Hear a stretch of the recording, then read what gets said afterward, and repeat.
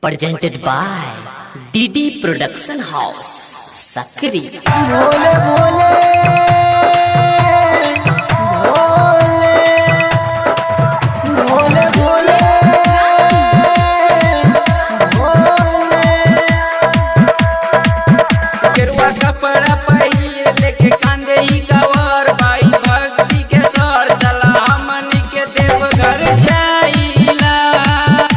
के सर चला हमनी के देवघर जाइला बम भर के चिलम चला मारा दुई दम बाटे भोले के प्रसाद चला जी भर के तू पीला